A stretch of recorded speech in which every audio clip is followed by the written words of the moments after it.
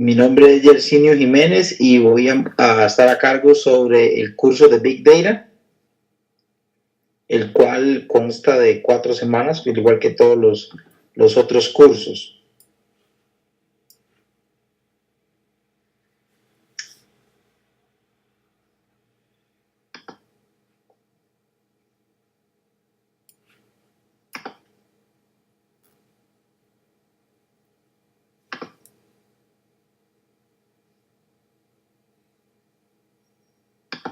Muy bien.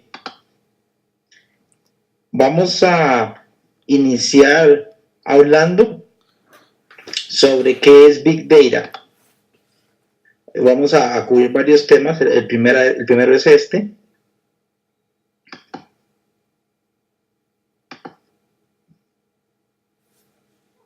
Muy bien. Primero tal vez uno piensa en la traducción del término, ¿verdad? Big Data. Una posible traducción es datos masivos, datos gigantes, macrodatos, datos demasiado grandes o grandes volúmenes de datos. Lo cierto es que cuando uno habla de Big Data, uno inicialmente pues piensa en un gran cúmulo, en un montón de datos pues para analizar. Esos son algunos de los términos que habitualmente se utilizan en el campo pues como sinónimos o traducciones posibles del término Big Data. Bueno, y es una moda esto del Big Data. Vamos a ver. Pues sí, se puso en boga en el mundo de informática y negocios. No es algo pues sencillo de definir, ni mucho menos de llevar a cabo. Es un término que se ideó quizá por un poco más para el marketing.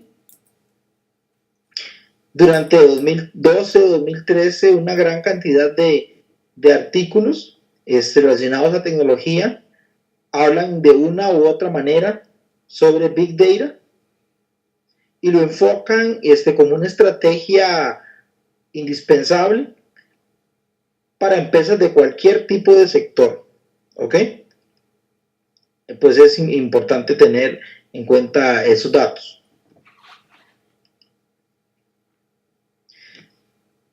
Remontándonos un poco a la historia del Big Data, siempre que aparece un nuevo término, un nuevo concepto, una nueva idea, una nueva tecnología, pues es difícil identificar realmente la manera en la que surge, porque habitualmente surge de distintas corrientes, ¿ok? En el caso de Big Data no es la excepción. Pues es difícil identificar cómo surge. Sí es importante tener en cuenta que siempre va muy acompañado de otro concepto como el Open Data o datos libres, y como vamos a ver más adelante en esta presentación también tiene gran relación con Cloud Computing o computación en la nube. Sin duda alguna, la popularización del término Big Data se encuentra altamente ligada a este documento que se publicó por parte de McKinsey Global Institute en el 2011, en el cual se define Big Data como conjunto de datos cuyo tamaño va más allá de la capacidad de captura, almacenado, gestión y análisis de las herramientas de base de datos tradicionales. Vean qué importante, digamos, esta definición que tenemos ahí, porque no solamente hace alusión al tamaño de los datos, es decir, al almacenamiento de los datos, sino que también hace alusión al análisis y a la gestión. ¿Ok?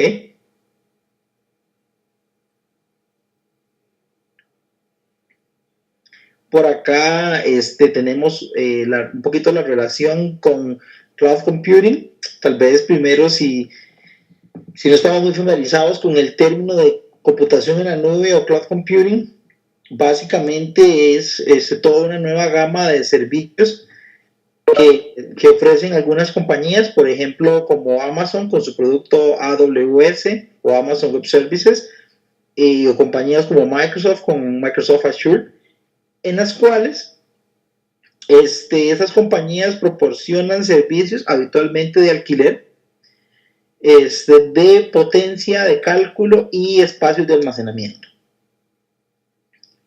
Algunos otros ejemplos de cloud computing puede ser el mismo Dropbox, ¿verdad? Que utilizamos casi que todo el mundo, el SkyDrive de Microsoft, Google Drive de Google, que son pues básicamente para gestión de archivos, pero sí tener en cuenta que hay proveedores que proporcionan servicios más fuertes, no solo de almacenamiento, como los que mencionaba de Amazon AWS y Azure de Microsoft, que nos permiten pues servicios de computación a través de la internet, poder comprar potencia de cálculo, poder comprar un alquiler por hora de un equipo con alta capacidad de procesamiento o alta capacidad de memoria RAM, etcétera, a gusto de cada uno de nosotros. Y bueno, ¿y cómo se relaciona esto con Big Data? Al tratar de hacer Big Data, de procesar grandes cantidades de datos, pues habitualmente requieren de gran potencia de cálculo, de equipos de cómputo fuertes. Entonces, pues por ahí la relación, que pues sin duda alguna son términos que van muy, muy de la mano.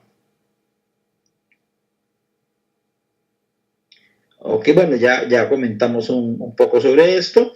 Acá vemos pues un mapa a la derecha sobre los usuarios de Facebook, pues quiere decir que está todo interconectado, ¿verdad? Importante que, por ejemplo, cuando se habla de servicios de cloud computing, podemos hablar de servicios que desde luego estén geográficamente dispersos o distribuidos en distintos puntos. ¿Ok? Entonces, pues tener eso también en cuenta.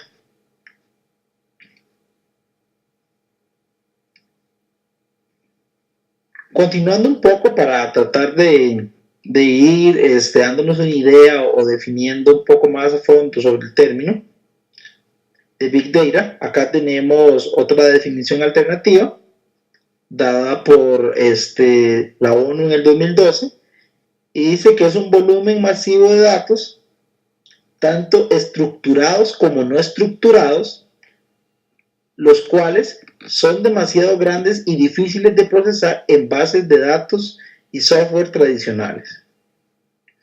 Acá lo más importante de esta definición es que se incluye esa frase que dice estructurados como no estructurados.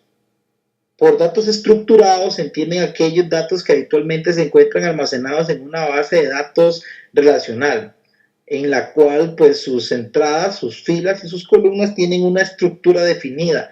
Es decir, cada una de las columnas, por ejemplo, tiene un tipo, tiene un tamaño, qué sé yo, que es de tipo numérico entero, que es de tipo numérico con decimal, o de tipo de carácter, de tamaño 10, de tamaño 50, etc. Eso es lo que caracteriza los tipos de datos estructurados, pero también el Big Data, como se menciona acá en esta definición, puede trabajar sobre datos no estructurados, que estaríamos hablando, por ejemplo, de lo que son archivos de información, archivos planos, información proveniente de la web, por ejemplo, información que se extraiga de distintos portales de internet, para hacer algún tipo de análisis. Estas últimas informaciones, orígenes de información que acabo de mencionar, pues serían orígenes de datos no estructurados, es decir, su contenido no obedece a una estructura fija o una estructura rígida previamente definida. Habitualmente el Big Data se encuentra caracterizado por lo que llaman las 3 Vs, que son el volumen, la velocidad y la variedad. ¿Ok? Cuando se habla de volumen, básicamente se habla de tamaño. Cuando se refiere a velocidad, básicamente se refiere a la velocidad con la que se generan nuevos datos. La variedad a que puede venir de distintos orígenes, y el valor, ahorita vamos a hablar un poco más de él. Lo cierto es que pues son variables importantes a tener en consideración. Este esquema de las 3 Vs, pues de ello dependerá gran parte el tipo de solución que yo que yo ocupe definir o que yo ocupe crear.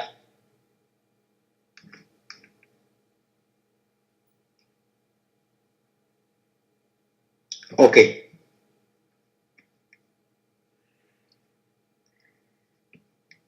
Big Data es el término que popularmente designa un crecimiento y disponibilidad y usos exponenciales de información, otra forma de verlo.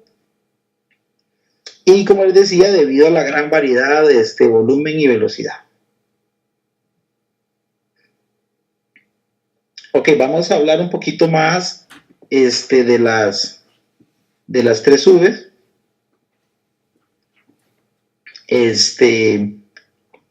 Aquí en este diagrama, por ejemplo, lo que tenemos es una evolución de cómo ha ido variando el proceso de análisis de información a través del tiempo. Por ejemplo, inicialmente, en años anteriores, se tenía información de un volumen relativamente bajo, alrededor de kilobytes, megabytes, ¿ok? La velocidad de procesamiento de dicha información era en lotes, o lo que se llaman batch en computación, y pues estaban almacenadas mayoritariamente en tablas de bases de datos. Conforme pues han avanzado los tiempos, desde luego la necesidad de los negocios van cambiando. Ya la información no es del orden de los megabytes, sino del orden de los gigabytes o terabytes, ya bastante más grande. Estamos hablando de una velocidad de procesamiento periódica o inclusive cercana a tiempo real, y estamos ya hablando de información que genera reportes, información que viene de la web, también podría venir de base de datos, videos, podrían ser audios. Y ya pues en tiempos más recientes estamos hablando de volúmenes mucho más elevados, alrededor de los petabytes, ¿ok? Y requiere de procesamiento en tiempo real, y estamos hablando de información que puede venir de aplicaciones móviles, de tecnologías relacionadas con redes sociales, qué sé yo, tabletas, celulares, puede ser. Muchos orígenes de datos es lo que se quiere pues recalcar acá en esta última arista, y pues que se requiere procesamiento en tiempo real y de gran cantidad de datos. ¿Ok? Entonces veamos cómo ha ido evolucionando pues la necesidad de las organizaciones, y desde luego de la mano cómo han ido teniendo que evolucionar también o ir creciendo, expandiendo pues las herramientas de software utilizadas para analizar estos datos.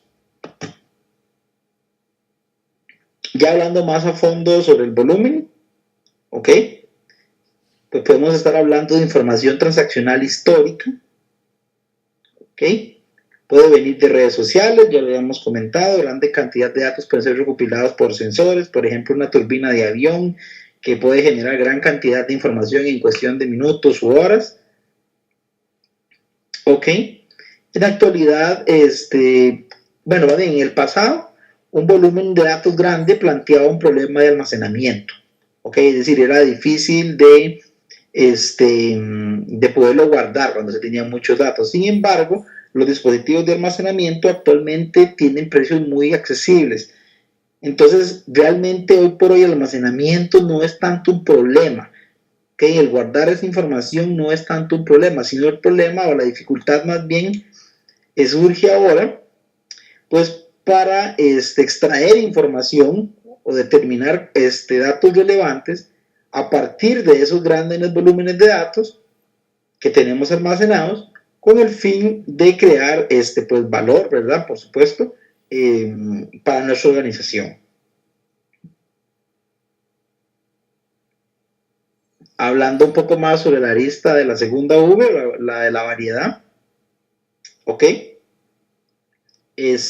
Podemos estar hablando desde base de datos tradicionales, almacenes de datos, Cubos OLAP, que ya ustedes han estudiado un poco alrededor de los otros cursos de Promidad. Pueden tratarse también de documentos de texto, correos electrónicos mismos para analizar su contenido, datos de mediciones de video, audio, información bursátil o de mercado, transacciones financieras, entre otros. Es decir, puede venir de muchas partes, incluso para un mismo proyecto. Y vean qué curioso este dato que está acá, que según hay estudios que indican que cerca del 80% de los datos de las organizaciones no son numéricos, ¿ok? Lo cual es muy interesante, por supuesto, y que sin embargo pues sí tienen valor y es de interés incluirlos en un análisis o en un proceso de toma de decisiones, ¿verdad? Entonces pues un dato ahí interesante respecto a este tema. La tercera V, la de la arista de la velocidad, lo que designa es la rapidez pues con la que se crean o con la que se generan datos y con la que deben procesarse para satisfacer la demanda, ¿ok? Hoy por hoy se generan volúmenes de datos, se generan grandes volúmenes de datos con mucha rapidez. Y las tecnologías de Big Data, pues que utilicemos, deben ser capaces de almacenar y trabajar en tiempo real con estas fuentes que generan información, las cuales pues pueden desde luego dar muchísimos millones de datos por segundo inclusive. La idea es reducir largos tiempos de procesamiento que se presentaban en etapas anteriores, en momentos anteriores, con herramientas tradicionales de análisis. Ok, aquí pues tenemos como un diagramita de resumen sobre las 3 V's del Big Data y su evolución a través del tiempo. Y por acá incluimos inclusive tenemos inclusive una cuarta V que sale en algunos textos y es la veracidad, ¿ok? O la confiabilidad de mis datos. Y es que un buen análisis de Big Data ha de ser capaz de tratar y analizar de manera inteligente un inmenso volumen de datos, pero teniendo muy en cuenta que se debe obtener información verídica, es decir, verdadera, y que desde luego sea de utilidad para la organización en el proceso de toma de decisiones, ¿verdad? Que es donde se ubican ese tipo de proyectos. Entonces, esta cuarta V lo que hace alusión es pues a que los datos tienen que ser verdaderos, o sea, veraces, válidos, pues para que el análisis tenga sentido.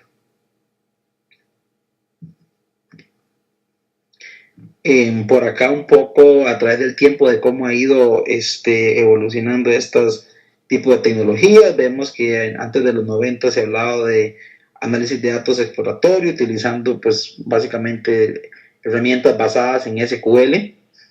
Posteriormente en 90 al año 2000 pues fue todo un boom esto de los lab. Bueno, de hecho todavía hoy por hoy es bastante fuerte. Posteriormente, de 2000 a 2005, empezaron a tomar más fuerza herramientas de minería de datos como herramientas de Business Intelligence, lo que es, por ejemplo, el OBI de Oracle, o el Microsoft Business Intelligence. Y ya posteriormente, 2005, 2011, en adelante, pues ya se toma más fuerte lo que es la tendencia de modelos predictivos o analytics, que también se le conoce. Y por último, pues en la actualidad lo que es Big Data o Big Data Analytics también es pues lo que está en el mercado ahorita y bueno, y el objetivo de estudio de este curso durante lo largo de sus 4 sesiones. ¿Quién genera Big Data? ¿Quién genera grandes volúmenes de datos? Bueno, puede ser redes sociales, como se menciona acá, puede ser Facebook, Twitter, Flickr, social media, recibe videos de YouTube, todos esos orígenes juntos, si los ocupara en algún proyecto, ¿por qué no? Puede tratar instrumentos científicos, como por ejemplo satélites, microscopios, telescopios. Puede tratar dispositivos móviles, ya mencionamos, teléfonos celulares, tabletas. Pueden ser sensores, puede ser por ejemplo un sensor que mide vibración de un puente, para analizar si el mismo está teniendo el soporte adecuado para las cargas que transitan sobre él. Desde luego, pues la parte de finanzas o la parte bancaria, por ejemplo, los cajeros, también generan cajeros automáticos, generan gran cantidad de datos. El comercio, propiamente, o sea, las cajas registradoras de las tiendas, supermercados, pues desde luego que generan una enorme, de hecho, cantidad de información que es útil de analizar en muchos casos. Ok. Vamos a hablar entonces un poco más sobre Big Data o Big Data Analytics. Y dice que los procesos de Big Data o Big Data Analytics requieren de complejas operaciones, ¿ok? Matemáticas. Y es porque utiliza como herramientas disciplinas como lo que es el aprendizaje automático o Machine Learning, aprendizaje estadístico, Statistical Learning, Clustering, análisis de tendencias. Son solamente algunas de las áreas en las que se utiliza o se echa mano en lo que es Big Data.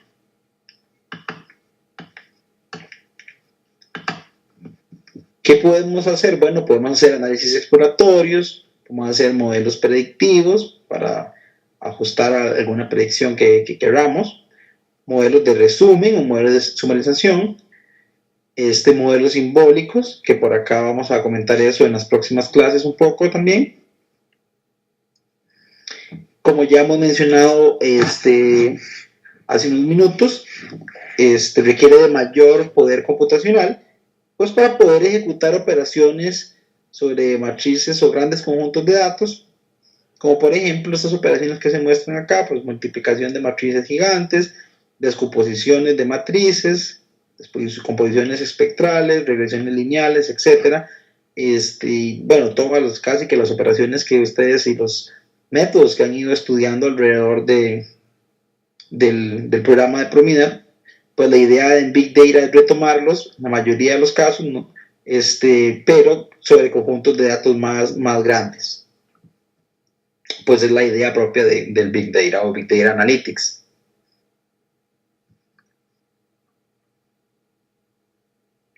Importante, y es que, por ejemplo, muchas veces a uno le preguntan, bueno, Big Data es datos grandes, ¿qué tan grande? ¿Qué tan grande es para llamarle a algo Big Data? La respuesta a esa pregunta es un poco compleja. Y la razón es que lo que es grande hoy, pues podría no ser grande mañana, ¿ok? Es decir, como vimos en uno de los diagramas anteriores, a través del tiempo las tecnologías van cambiando enormemente, la necesidad de los distintos hilos de negocio va cambiando, y bueno, hace 15, 20 años quizás hablar de gigabytes era exagerado, era algo enorme para su época, pero hoy por hoy no lo es. Hoy por hoy pues hay equipos con capacidad de poder procesar gigabytes en cuestión de segundos, inclusive quizá terabytes, y bueno, hay equipos que pueden procesar petabytes y más todavía hoy por hoy. Entonces, pues la respuesta a esa pregunta, como les comentaba, es que pues depende mucho, y lo que pues sea grande para las tecnologías de hoy no tiene por qué hacerlo para el futuro. Acá vemos un diagrama, un pequeño diagrama sobre cómo es la administración típica de un repositorio y de gran cantidad de datos, es decir, de un entorno de Big Data. ¿Ok? Vemos, por ejemplo, que habitualmente tenemos varios sistemas, ya sean operacionales o sistemas transaccionales, que alimentan un área común de datos. ¿Ok? Esa área común de datos puede también tener cierta relación con información proveniente de servidores web, información social, información proveniente de audio y video, y se conjunta toda dentro de una plataforma en particular. En este caso, este diagrama trata sobre lo que se llama un clúster de Hadoop, que ya enseguida vamos a hablar de ello. Hadoop es una herramienta para manejo de Big Data, de información, de grandes cantidades de información. ¿Ok? Y por acá, pues tenemos toda una plataforma más como de análisis para obtener valor, obtener información valiosa a través de procesado o análisis de datos. ¿Ok? De datos grandes. Ok, ahí vemos el recuadro que marca en el diagrama lo que se conoce como un clúster de Hadoop. Hay otro tipo de soluciones, pero vamos a hablar un poco de un clúster de Hadoop. Muy bien. Y es que la plataforma de código abierto Hadoop nace como un proyecto interno de la gente de Google. Está inspirada, de hecho, en un producto propio de Google que se llama Google MapReduce y el Google File System. Y básicamente la plataforma Hadoop tiene varias componentes, como vamos a estudiar en unos minutos, y pues dos de ellas son el Hadoop Distributed File System, HDFS, por sus siglas en inglés, y un apartado o un entorno de mapeo y reducción o MapReduce. ¿Ok? Actualmente esta plataforma Hadoop es sostenida o es soportada por la comunidad de Apache, que es, bueno, para los que no tal vez están muy familiarizados, Apache Foundation es una de los entes más fuertes y más grandes en lo que relaciona a software libre. ¿Ok? Hadoop en efecto es software libre. Entonces es soportado y mantenido por la gente de Apache Foundation. ¿Ok? Sin duda alguna, la plataforma de código abierto Hadoop es el líder en términos de popularidad para cuando se trata de analizar grandes cantidades de información. ¿Ok? Y básicamente la técnica que utiliza esta plataforma o en lo que consiste es en utilizar un nuevo paradigma de programación y es lo que se conoce como paradigma de MapReduce. Este paradigma pues lo que hace es dividir este proceso en dos tareas utilizando un mapper, es decir, un mapeador, ¿ok? Y un reducer o una rutina de reducción que va a tomar pues cada uno de los grupos de datos generados en el mapeado, en el mapper, y los va a procesar, los va a analizar de manera distribuida. ¿Ok? Pues distribuido, entiéndase, pues que se va a realizar de manera simultánea en distintos equipos, aunque también se puede hacer en el mismo equipo. Pero en general, se trata de que se haga en distintas computadoras, distintos equipos o distintos nodos, que también se les llama.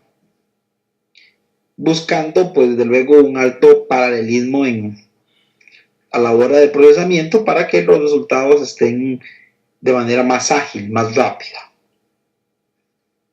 Como les mencionaba, este sistema Hadoop tiene tres piezas. Una que ya mencionamos un poquito, que es el HDFS o Hadoop Distributed File System. Otra que es el MapReduce. Y una tercera que es el Hadoop Common. Ya ahorita vamos a hablar un poco de eso.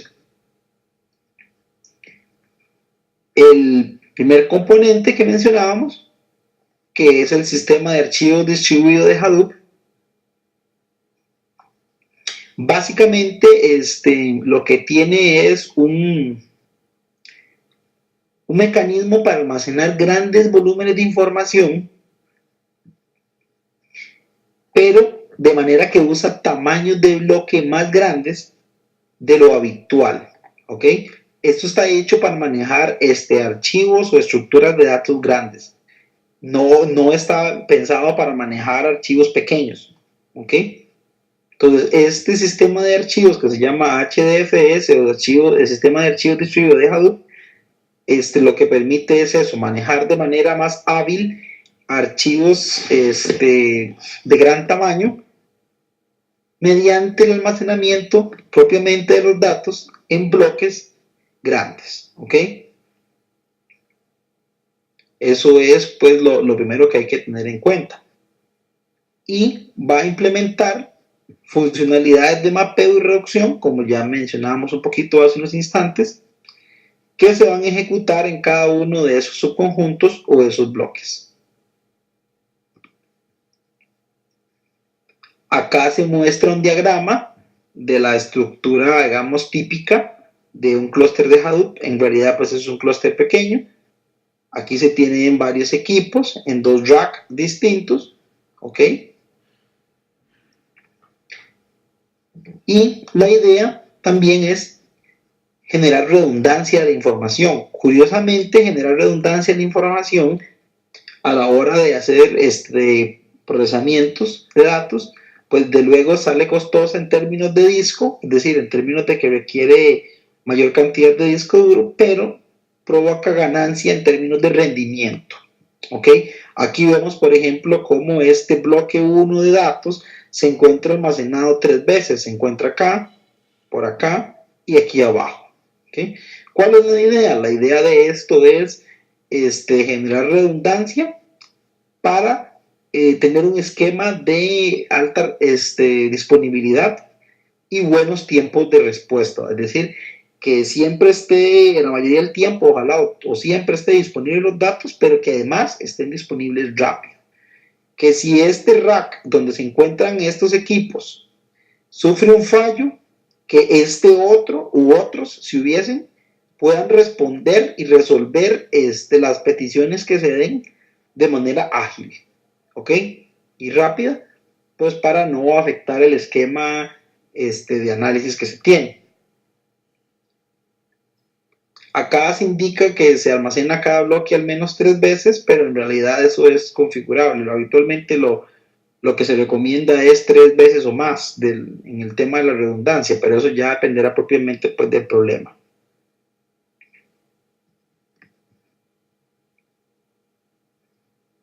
El segundo componente del que hablábamos es el Hadoop MapReduce. ¿Okay? Y lo que se refiere básicamente es a 2 procesos. El de mapeo o map y el de reducción, conocido como reduce en inglés. El proceso de mapeo, ¿qué es lo que hace? Bueno, toma todo el conjunto de datos y lo va partiendo, ¿ok? O lo va segregando, tomando una clave o pares de clave-valor para crear grupos más pequeños, pero que tengan cosas en común basados en dicha clave o en dicha llave.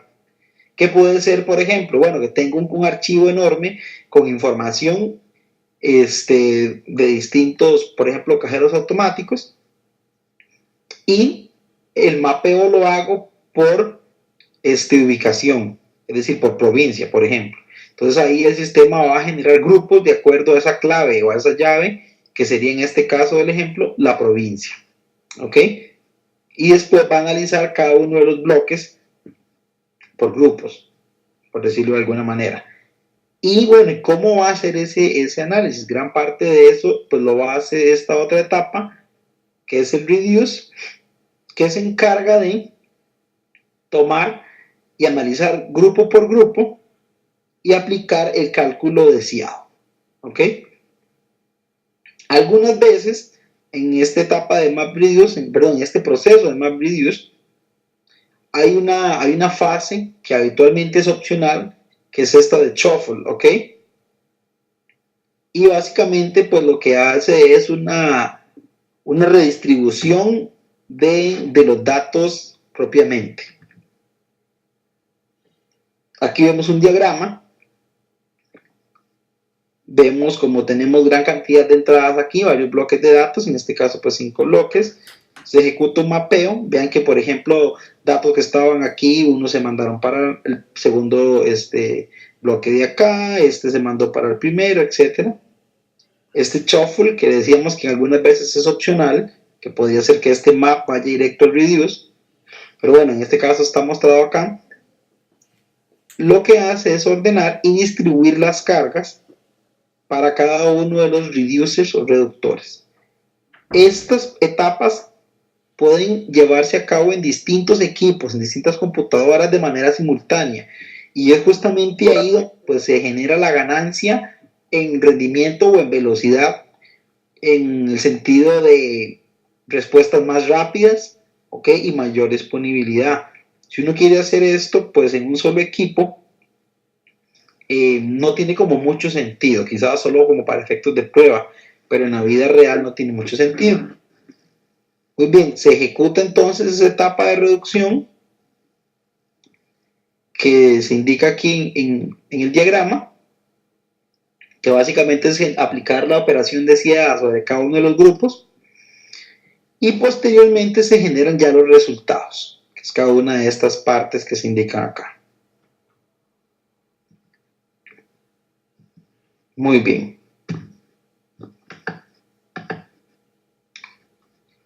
Aquí tenemos pues un gráfico de cómo es el entorno habitual de trabajo en una plataforma como Hadoop. Vemos la comparación con las herramientas tradicionales de análisis, que habitualmente estamos hablando, en el caso de las herramientas de análisis tradicionales, estamos hablando de herramientas que se encuentran de manera local en una bodega de datos, como vemos en el diagrama. Mientras tanto que cuando se habla de análisis de grandes conjuntos de datos, como por ejemplo con Hadoop, habitualmente estamos hablando de un ambiente distribuido, es decir, que es geográficamente disperso, es en distintos lugares físicos, y posiblemente se encuentre inclusive en su totalidad o tal vez quizá una porción en la nube, es decir, en el cloud, a través de algunos de esos servicios que les mencionaba, o inclusive, bueno, existen empresas muy grandes que tienen su propia nube interna, por llamarle de alguna manera, para proveer ese tipo de servicios. Muy bien.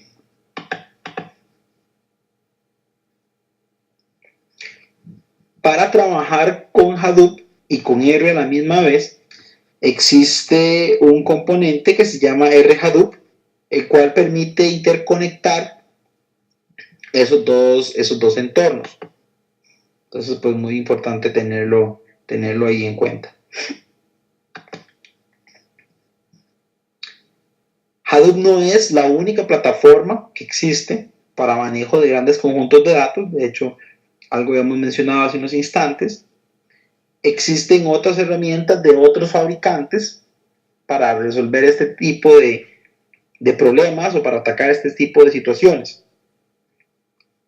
Oracle, que es pues una gran compañía en la parte de base de datos y demás, tiene su propia plataforma para Big Data, y es esta que se muestra acá, que se conoce como Oracle Big Data Platform. ¿Ok? No vamos a entrar en mucho detalle. Aquí se indican pues cada uno de los componentes de esta plataforma de Oracle. Acá lo importante o lo remarcable es que la plataforma de Oracle permite el uso de R. Es decir, a pesar de que no es hecho naturalmente por la misma gente ¿cómo se llama?, de los que soportan el R, sí hay posibilidad en esta plataforma de Oracle de incluir código R para hacer mis análisis. Entonces veamos ahí después la importancia de aprender y manejar R. Por suerte ustedes han desde luego llevado los otros cursos, porque no solamente para trabajar en R propiamente nos ayuda, sino pues si uno fuera a hacer algún análisis en esta plataforma. Las versiones nuevas de OPSA, que es un software muy utilizado en bancos, también tienen ese componente de poder escribir o programar rutinas de R para analizar datos. Pues ahí vemos la reseña. Algunas menciones importantes de experiencias internacionales a nivel de gobiernos que han hecho o están haciendo análisis de grandes conjuntos de datos. Aquí vemos, por ejemplo, el caso de Corea del Sur, que tiene su plan maestro de Big Data para la implementación de una nación inteligente. Vemos por acá que en Estados Unidos hay una iniciativa de I+D sobre Big Data. Y bueno, también estas otras dos del gobierno de Japón propiamente y de las Naciones Unidas, ¿ok? Para pues tener en cuenta que este tipo de proyectos pues abarcan de todo tipo de disciplinas, ¿verdad? Ok. Eso es un poquito de lo que quería comentarles sobre Big Data. Acá hay dos referencias sobre libros sobre este tema de Big Data, son buenas. Por lo pronto voy a proceder a ir a la plataforma para enseñarles algo de acá. Ok, ahorita vamos a pasar a la parte práctica. Bueno, hay una presentación más que vamos a estudiar, pero ahorita vamos a pasar a la parte práctica. Por lo pronto, enseñarles por aquí que los conjuntos de datos que vamos a trabajar durante este curso se encuentran subidos en el Dropbox de Promidad. Entonces, vean por acá, por ejemplo, que estoy en el aula virtual en la sesión de hoy, ¿ok? Y que por acá tenemos este enlace que nos lleva al Dropbox de Promidad. Vamos a ver por acá.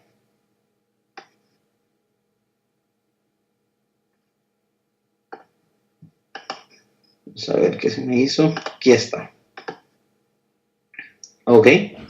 Y pues aquí están todos los archivos que vamos a usar en el curso, tanto para los ejemplos como para las tareas, pues para que lo tengan ahí a mano y lo utilicen cuando lo requieran. Ok. No sé si en este momento alguien tiene alguna consulta.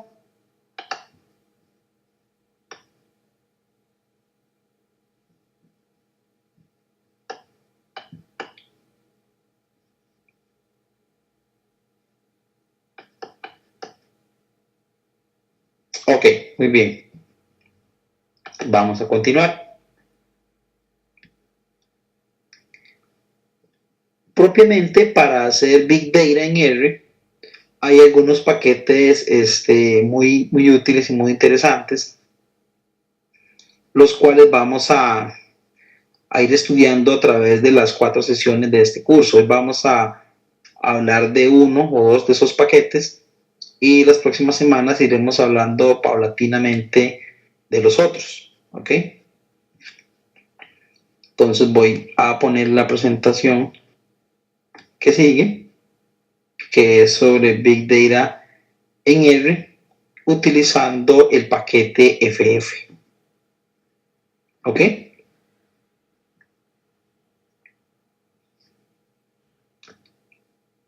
Quizá antes de estudiar el paquete FF valga la pena tener en cuenta esa funcióncita que se menciona acá, y es pues la función que se utiliza para medir el tiempo de ejecución de un proceso.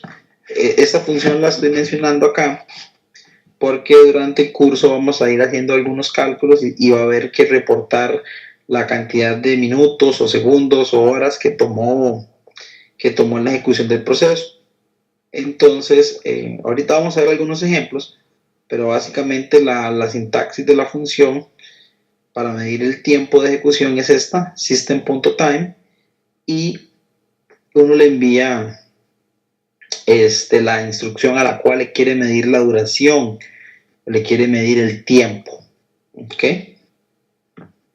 Entonces, pues tener en cuenta esta función system.time y entre paréntesis indico la expresión o el código R que le quiero medir la duración. Ok. Ahora sí, algunos de los paquetes más utilizados en R para hacer Big Data son estos que se muestran acá en pantalla, que es el FF, se llama el primer paquete que vamos a ver, FF Base o FF Base, como quieran llamarle. También tenemos en R la disposición de un paquete que se llama Big Memory, Big LM o Big GLM para lo que es la parte de regresiones, ¿verdad? Lineales o regresiones generalizadas. Tenemos este último par de paquetes, el mmap y el file hash. ¿Okay? Estos son básicamente algunos de los paquetes que vamos a ir estudiando a través del curso. Para que se den una idea, en este diagrama, en este gráfico, se muestran distintas curvas. Cada una de estas líneas curvas que se muestran acá, con sus respectivos altos y bajos, representan un paquete, tal y como indica aquí la leyenda, en el lado derecho. ¿Ok? Y básicamente lo que indica es la cantidad de veces que dicho paquete fue descargado en un periodo de tiempo. Vemos que, por ejemplo, esta curva que va casi que siempre por encima es el paquete FF, es el que en los últimos meses ha sido descargado más veces. ¿Okay? Por acá pues vemos que el Big Memory también es uno de los más populares o más descargados. Esto se mide accediendo al sitio del CRAN, en el cual uno puede ver las bitácoras de las descargas y así hacer esta medición. En efecto, en la tarea viene un ejercicio, les adelanto de una vez, que es dado un programa que se les proporciona hacer este mismo gráfico, pero con datos más recientes, para ver cómo ha evolucionado. Muy bien. El paquete FF, ¿qué es lo que hace? Bueno, proporciona estructuras de datos que se almacenan en disco, pero que se comportan como si estuvieran en memoria. Vamos a ver, ¿qué quiere decir eso? Lo primero que hay que tener en cuenta es que, por ejemplo, cuando en R comúnmente yo hago una variable, no sé, ya sea una matriz, un vector o un data frame, la misma se almacena en la memoria de la computadora. ¿Ok? Y bueno, por supuesto que la memoria de la computadora es habitualmente mucho más pequeña que el disco duro, dado que la memoria es la parte de la computadora en la cual se hacen los cálculos volátiles, es decir, que se desechan los resultados posterior a finalizado el cálculo. Por eso no tiene, tiene una naturaleza más pequeña. Mientras tanto que por su parte, el disco duro es donde se almacenan los datos de manera persistente, es decir, de manera en la cual van a perdurar a través del tiempo en el equipo y no es habitualmente utilizado directamente para hacer cálculos. Entonces, bueno, alguien podría decir, ¿por qué no botamos la memoria y hacemos que la computadora solo tenga disco duro si de por sí la memoria es más pequeña?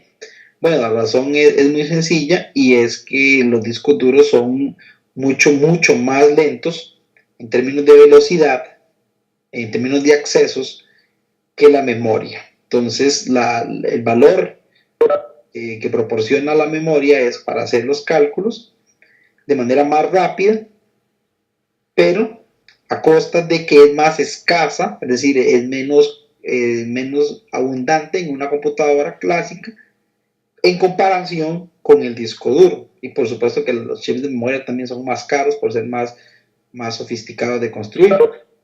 Pero bueno, ¿y cuál es el tema aquí entonces? Bueno, es que este paquete FFDR me permite a mí manejar variables muy grandes, las cuales no caben en la memoria. O sea, si quisiera alojarlo directamente y por completo en la memoria, no sería posible guardarlo. Pero este paquete FF maneja una parte en la memoria y una parte en el disco. Y lo maneja de tal forma que para uno como usuario del sistema R es transparente en el sentido de que uno opera los datos como si estuvieran en la memoria, aunque realmente en el fondo no están por entero en la memoria. Usualmente están solamente en la porción, ¿ok? Mientras que por debajo del paquete se encarga de hacer esa conversión y ese llamado para estar yendo y trayendo al disco los demás datos para las operaciones que se requieran de manera parcial. Es decir, los datos nunca van a estar todos por entero en la memoria porque no caben, justamente por ser muy abundantes en este caso. Muchos de los objetos del paquete FF se comportan como de manera natural, es decir, como si fueran un data frame, y esto permite manejo de accesos mediante subíndices, como ustedes ya lo han venido haciendo a través de los cursos de Promidad. Muy transparente, muy transparente, al igual como un data frame común y corriente. Lo mismo aplica para la toma de subconjuntos, aplicación de funciones, etc. Ok. Bueno, aquí sale una versión más reciente del gráfico. Por acá un par de referencias sobre Big Data en R también y programación en paralelo. Ok. Ya tenemos un poquito de idea de qué es lo que hace el paquete FF, ¿ok? Ya hablamos un poco también sobre pues lo que es Big Data en general. Hablamos también un poco del esquema de las 3 Vs, por ahí apareció una cuarta V. Y hablamos también un poco de Hadoop, ¿verdad? Que se puede interconectar con R a través de LR Hadoop, etc. Ahora vamos a entrar a trabajar propiamente, pues ya con ejemplitos de código a nivel de R, para hacer estas cosas de análisis de grandes conjuntos de datos o Big Data, como queramos llamarle. Ok. Pues lo primero, vamos a ver aquí un ejemplo. Un ejemplo de cómo medir el tiempo de ejecución, ¿verdad? Que ya ahí vimos un poquito cómo era que se hacía. Entonces, en este ejercicio lo que se va a enfocar es para medir el tiempo de ejecución de una función. Entonces, aquí se escoge la carpeta de trabajo con ZWD, ¿verdad? Recordemos que lo que hace es escoger como ruta de trabajo la ruta que se indicó, que ustedes ponen la de ustedes cuando vayan a hacer el ejemplo. ¿Ok? ZWD viene de Set Working Directory, ¿verdad? O de fijar el directorio de trabajo. Hago la lectura de un archivo, como siempre lo hemos hecho, con read table, ¿ok? Indicamos si tiene encabezados, indicamos el separador de campo, separador de decimal, si las filas tienen nombres o no. Vemos el archivo se cargó con éxito. ¿Ok? Y por acá se crea una función que se llama Minkowski, que básicamente lo que hace es calcular la distancia de Minkowski entre dos vectores. No tiene mucho interés ver detalle de esto en este momento, pues la idea principal aquí no es entender la función, sino medir el tiempo que tarda. ¿Ok? Por aquí tenemos otra función que se llama matriz de distancia de Minkowski, bueno, en realidad se llama matrix Minkowski, que recibe una matriz y recibe el P, que es el de la distancia Minkowski. Habitualmente se setea en 2, se fija en 2 de manera predeterminada, y lo que hace es calcular la distancia Minkowski, que fue la que se definió aquí arriba, esta de acá, calcular la distancia de Minkowski entre parejas de variables de una matriz dada. Es decir, toma la primera columna con la segunda, la primera con la tercera, la primera con la cuarta, y va probando todas con todas, arma una matriz que se llama D, y sus entradas I y J tienen la distancia de Minkowski de la variable I, del individuo I con el individuo J. ¿Ok? Bueno, y aquí retorna los resultados. Muy bien, entonces vamos a la parte que más nos interesa. Veamos aquí. Aquí se está llamando System Time para medir el tiempo. ¿De quién voy a medir el tiempo? El tiempo de esta rutina. Esta rutina lo que hace es calcular la distancia, ¿ok?, de estos datos, de esta matriz de datos, utilizando el método de distancia euclidia. ¿Ok? Método de distancia euclidia es el caso particular de la distancia de Minkowski cuando el valor de P es 2. Muy bien, y aquí el sistema nos tira la respuesta. No nos interesa mucho ahorita en este instante conocer cuánto da el ejercicio, o sea, cuál es la matriz de distancia, sino lo que interesa es ver cuánto tiempo toma el cálculo. En este caso reporta 0, en realidad es porque el cálculo se hizo muy rápido y por eso el resultado reportó cercano a 0 o 0. Y aquí volvemos a medir el tiempo, vean que tenemos un system.time, pero esta vez utilizando nuestra función, la función dis.matriz.minkowski que recientemente creamos aquí arriba, por acá. Ok. Y en este caso nos indica que el tiempo total que tardó en ejecutar el cálculo utilizando nuestra función fue de 15 segundos, .87. Okay. Entonces, lo importante en esta sección es tener claro cómo medir el tiempo de duración de la ejecución de una rutina. En este caso lo hicimos con la función system_time y dentro de los paréntesis indicamos el código R al que queremos medirle el tiempo. En este caso particular el código R es una sola línea, pero podrían ser muchas líneas, inclusive podría ser un archivo distinto. ¿Ok? Entonces, bueno, pero se procede de la misma manera. Muy bien. Ahora sí, vamos a ver un poco el paquete FF aquí en acción, en los ejemplos en el R. Aquí están comentadas las líneas de instalación, por si no tienen instalado en su R los paquetes necesarios, entonces ahí salen las rutinas para instalarlos. Para efectos, si no lo tienen, nada más quitan en la marca de comentario este signo de chart o signo de gato que llaman en algunas partes y ejecutan este install packages, cada uno de estos según corresponda. Ok, aquí cargamos los paquetes y aquí creamos un vector de R común y corriente con el número del 1 al 10. Lo guardamos en esta variable, preguntamos de qué tipo es utilizando la función class y vemos que es de tipo entero. Hasta ahí no hay mayor novedad. Un vector de números enteros del 1 al 10 común y corriente que ya todos, pues desde luego, estamos acostumbrados a hacer en R. ¿Qué es el asunto? Vean que si ahora yo agarro ese vector que se llama vec y se lo paso a esta función ff, que es de las funciones nuevas que estamos estudiando hoy, y guardo su resultado en esta otra variable, él crea un vector distinto. ¿Okay? Vean que cuando le pregunto a la clase dicen que es un FF o un FF vector. Y básicamente quiere decir que, como mencionábamos hace un rato, ese vector no está guardado, este vector que se creó no está guardado por entero en la memoria, sino que en su totalidad o una porción al menos está guardada en el disco duro de la computadora y el resto sí está en la memoria. A diferencia de este vec que está aquí, que es un vector clásico de R, el cual sí está en su totalidad en la memoria. Por supuesto, para 10 entradas no tiene mucho sentido utilizar un vector tipo FF, pero es para ilustrar el concepto. Desde luego que en la vida uno lo va a utilizar con vectores mucho más grandes.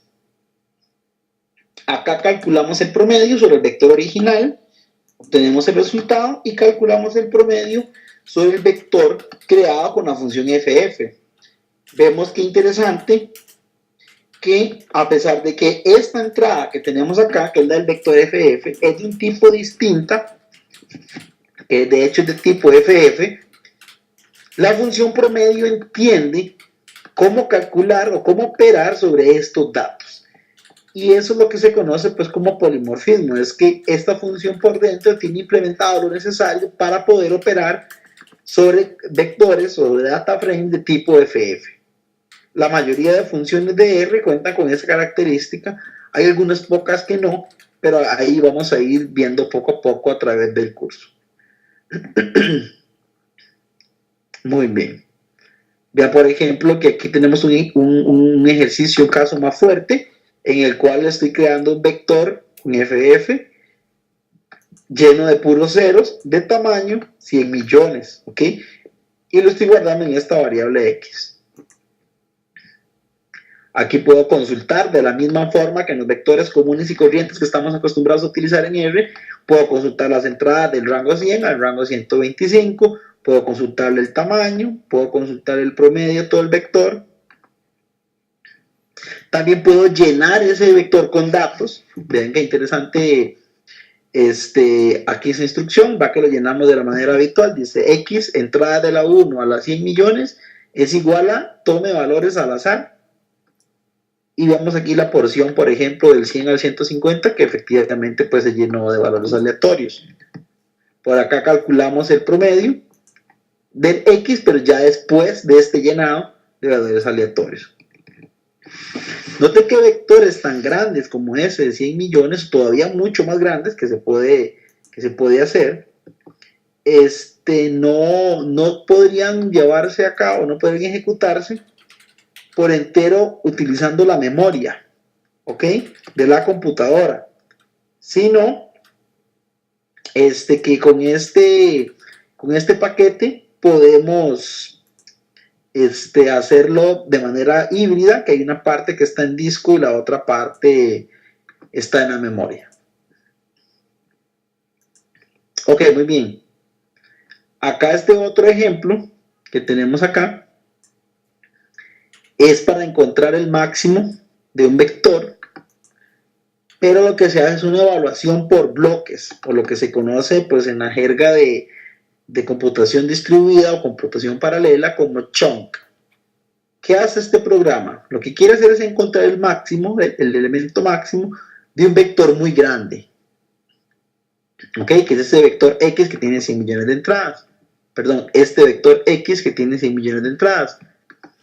Aquí inicializo un M que va a ser el máximo en menos infinito. Eso es un valor inicial que le estoy dando para reemplazo posterior. Y lo que hago es un for. Ustedes ya conocen hacer un for. Pero el i varía en cada chunk, o sea, en cada fragmento de X. ¿Qué hace esta instrucción chunk? Bueno, lo que hace es ir y traer del disco duro un fragmento del vector, ¿ok?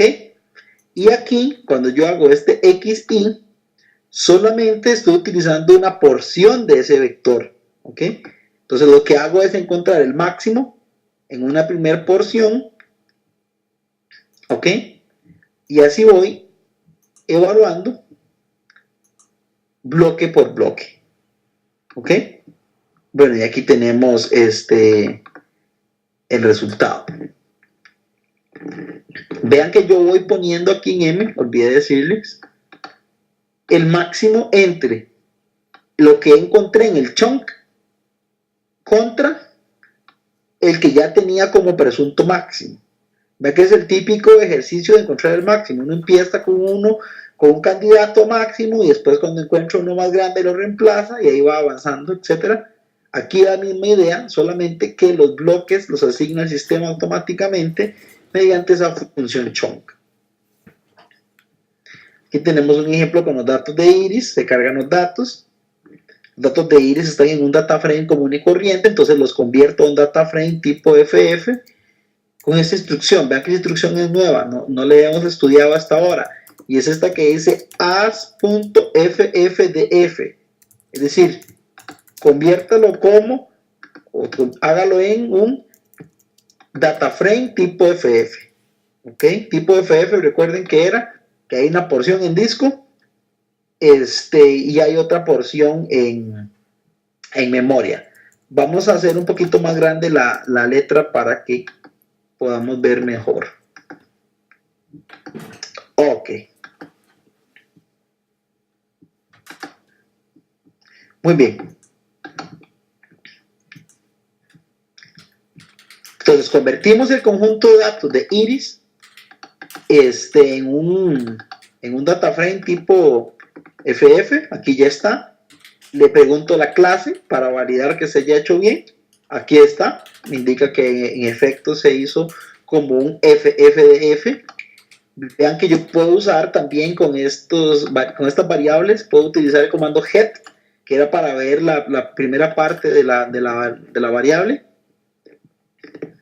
Aquí indica alguna información de control, ¿verdad? Como los números de las variables, cómo se están analizando, cómo se están interpretando. Ya que muestra aquí algunos de los valores, pues de la variable de datos de iris, ¿verdad? Muy bien. También puedo utilizar el comando str, que me muestra una representación textual. Ven aquí, por ejemplo, str de igual el data frame tipo FF, que se llama iris-ff. Y aquí me tira la información que siempre se puede obtener con la función str. Es decir, la función str también funciona, también trabaja con data frames tipo FF. La función promedio, ahí la tenemos un ejemplo, calculamos el promedio de la columna 1 de este data frame tipo FF. La función promedio también funciona bien. Por acá tenemos el FF Which, que es la versión para este tipo de datos, pero de la función Which, la cual me ayuda a encontrar valores que cumplen ciertas reglas. En este caso estamos obteniendo de este conjunto de datos aquellas entradas que cumplan esta regla, es decir, que el ancho del sépalo sea mayor a 2. Aquí me proporciona las posiciones, todavía no los valores, sino las posiciones de las entradas de este conjunto de datos que cumplen esta regla, y posteriormente pues aplico un filtrado. Y aquí tenemos pues los resultados que se van generando.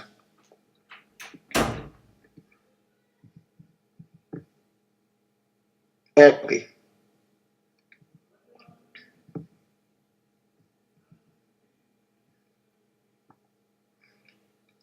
Bueno, por aquí tenemos, dice, ¿se podrá hacer una regresión utilizando un conjunto de datos grandes? Claro que sí.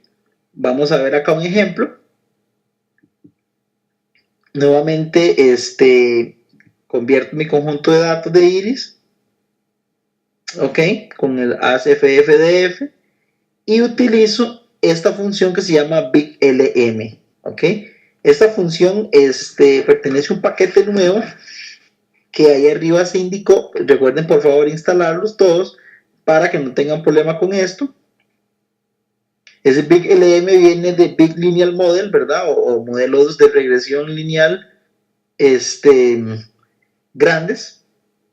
Y digo que quiero predecir el largo del sépalo utilizando únicamente el largo del pétalo. Y tomando como datos, desde luego, pues estos que tenemos acá, que son los datos de iris, pero convertidos a su versión data frame tipo FF. Veámoslo aquí. Ok, importantísimo. Creamos el modelo de regresión, vemos los coeficientes y aquí están. ¿Verdad? La pendiente y la intercepción de la regresión, por supuesto.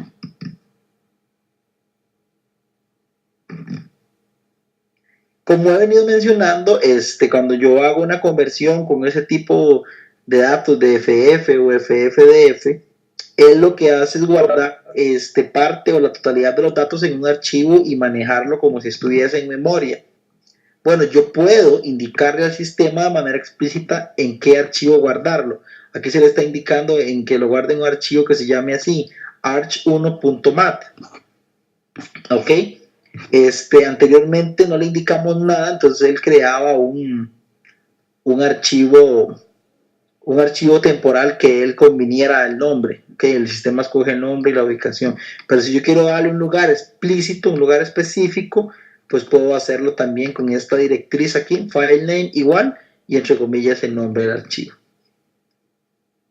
Vemos que yo puedo ver las casillas, por ejemplo la casilla de la 3 a la 6, medir el vector, de la misma manera.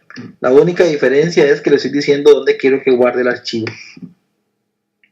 Acá tenemos otro ejemplo, los datos de carros que ya vienen con R, los cargamos, vemos encabezado para ver si todo está bien. Convertimos los datos de carros en tipo FF, especificamos el nombre del archivo, especificamos que si el archivo existe, entonces lo sobrescribo con este override true. Es por si ya había algún archivo que se llamaba igual. Acá vemos el resultado y hacemos un gráfico, pues para ver cómo se muestran los datos.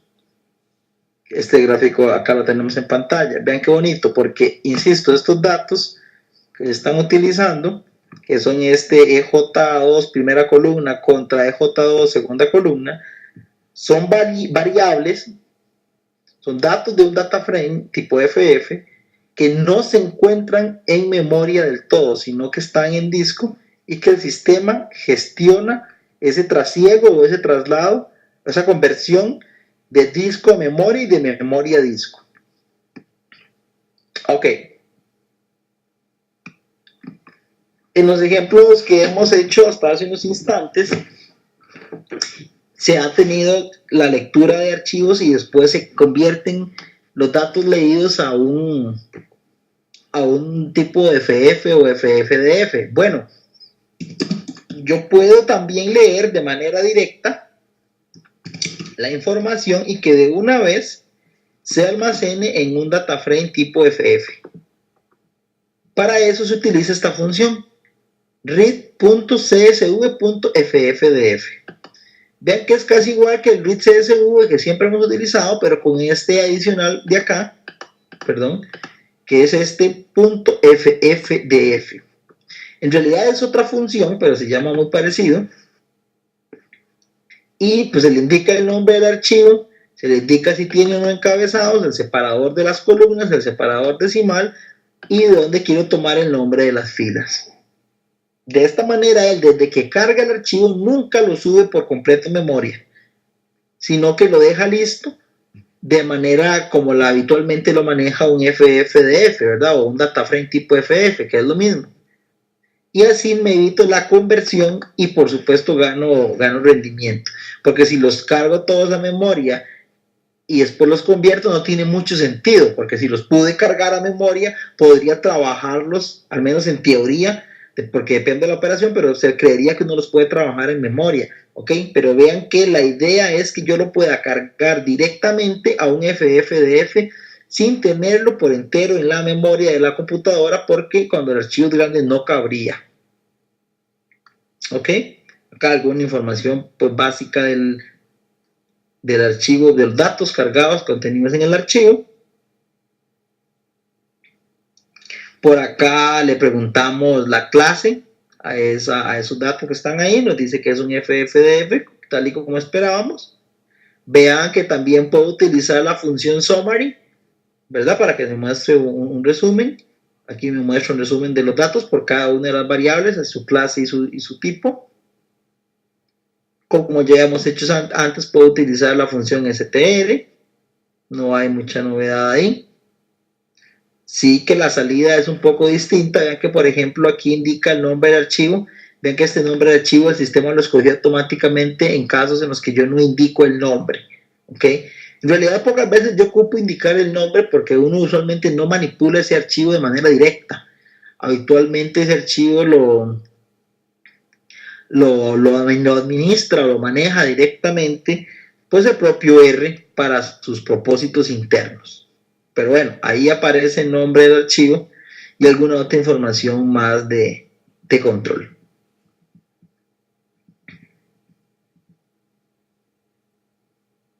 Ok.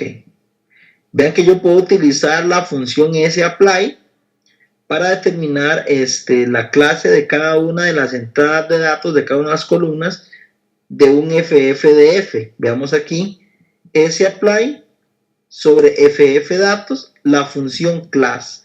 Entonces él va a aplicar la función class sobre la primera columna, dice que es numeric, sobre la segunda columna, dice que también es numeric, sobre la tercera, sobre la cuarta, etc.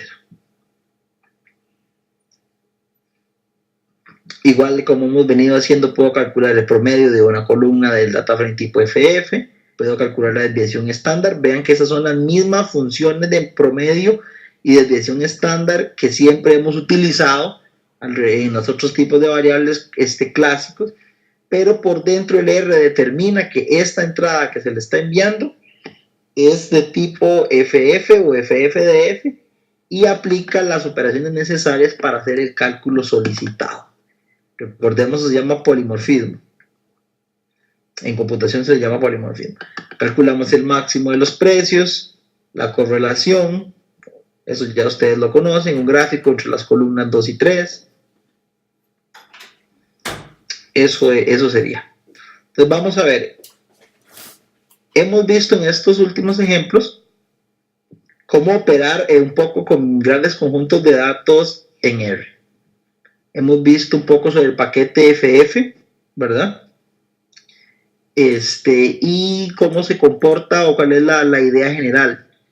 Vimos que hay operaciones básicas que ya son conocidas por nosotros, como por ejemplo el máximo, el mínimo, el promedio, la desviación estándar, la regresión, que se comportan de manera muy transparente utilizando datos tipo FF o FFDF que utilizando datos de tipos clásicos como data frame que ya estábamos acostumbrados, a excepto quizá de la regresión, como les decía, que sí usa una función distinta, que es esa big LM, pero la sintaxis es muy parecida, como hemos dicho, igual, entonces tampoco hay mayor cambio ahí.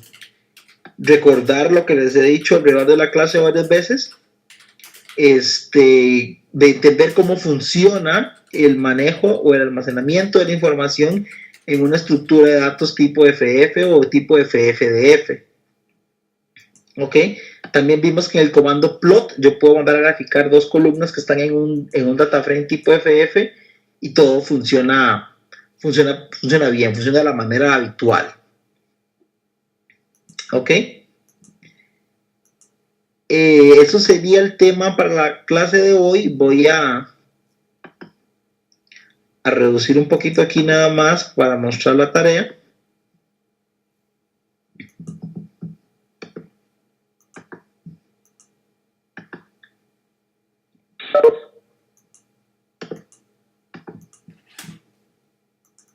Ya, por aquí está abriendo. La tarea número 1, que es para de hoy en 8. Ahí ya está el enunciado en la plataforma, como pudieron ver, y el buzón habilitado para que las vayan poniendo conforme avance. Perdón, cuando ya la tengan lista. La primera pregunta es un poco teórica, nada más para refrescar algunos conceptos de los que mencionamos en la presentación. Pues todo lo que está ahí se menciona en la pregunta 1, se puede obtener de la presentación. No voy a entrar en mucho detalle. La segunda pregunta dice que utilizando un ciclo for que programe su propia función en R para calcular la media aritmética de un vector, ¿ok? Y que lo intente con un vector bastante grande y que mida el tiempo. Muy bien, eso es para ver si manejan esos conceptos que están ahí. Vean que tienen que programar esa función a mano, no se vale usar la función min, porque muy bien la idea es comparar el tiempo que uno obtenga con el tiempo que obtiene la función min, o con lo que tarde la función min, que es la función de promedio que ya está incluida en R. ¿Ok?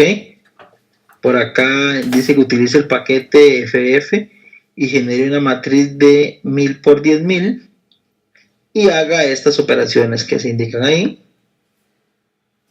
Por acá se pide cargar un archivo y hacer algunas operaciones. Ese archivo se encuentra en esta ruta, que es del Dropbox de Promidad, como ya vimos en algún momento al comienzo de la clase.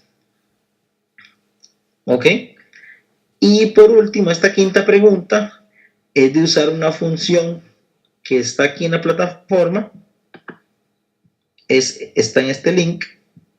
esa función es un código R,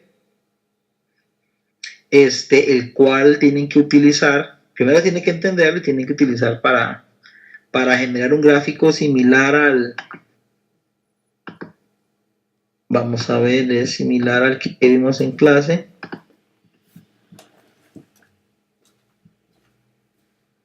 No, es en la otra presentación. Similar a pero actualizado. Voy a abrir la función.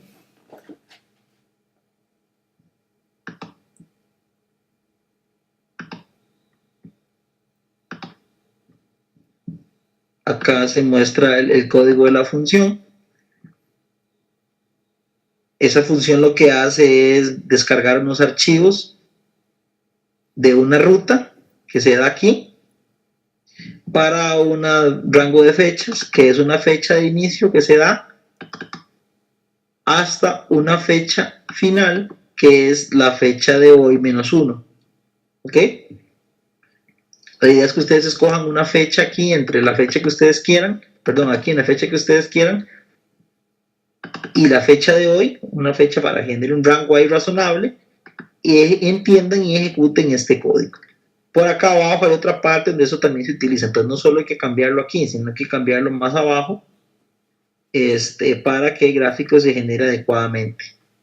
Sí es súper importante que ejecuten este programa con bastante tiempo, porque si bien es cierto el programa no es demasiado sofisticado, tal vez no es así como muy complejo, sí es un programa que lleva bastante rato para correr, porque usa muchos archivos, baja muchos archivos de internet para hacer el cálculo de determinar cuál es el paquete más bajado.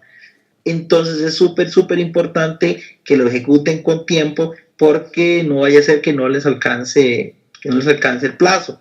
Entonces, por favor, tratar de hacer ese ejercicio con tiempo, no porque sea difícil, sino porque tarda su rato en ejecutarse. Básicamente eso sería lo que tendríamos para la clase de hoy. No sé si alguien tiene alguna consulta antes de cerrar.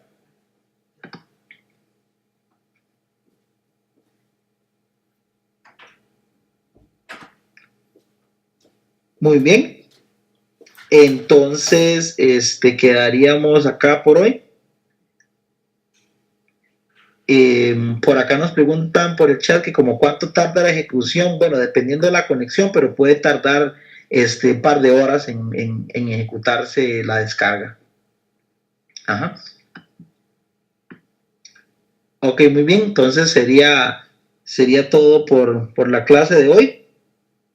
Los esperamos la próxima semana y recordarles, ¿verdad? Que como siempre, si tienen alguna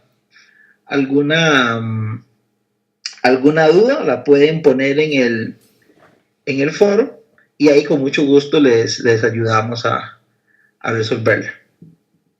Muy buenas noches.